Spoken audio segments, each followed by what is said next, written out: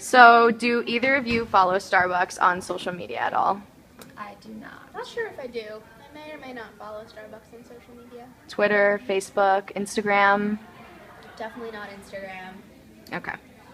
Did you know about the Starbucks Race Together campaign before hearing about it through media after the launch?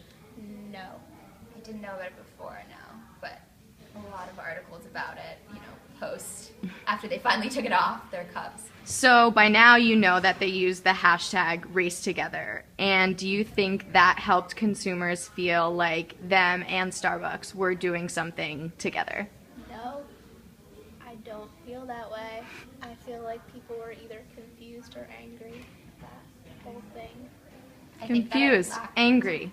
context, and that it just made people feel like pressured to talk about the issues rather than willing to open up. Like, who's going to have this conversation when they're getting their coffee at Starbucks at 6 a.m.? Some of Good the question. reactions were absurd, were kind of funny. Like, John Oliver talked about it on his show, and he was like, it looks like the CEO had basically no one has ever told this guy no, ever, like when he came up with this idea.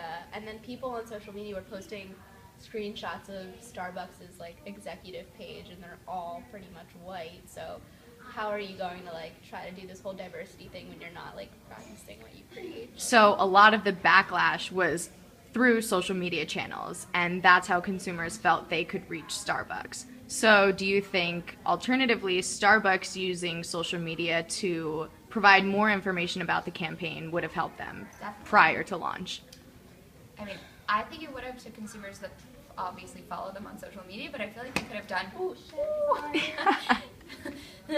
done stuff in stores to make people more aware, and that would have been like if there was some sort of sign. Like they do that a lot, when there's like, I don't know, they do stuff for like veterans, for Veterans Day, they do stuff for the 4th of July. Like there's always like a sign in store, like making customers aware of whatever campaign it may be, and I think that would have been like the most successful. I just feel like, in store, if you're gonna do it at all, is the best route, and definitely.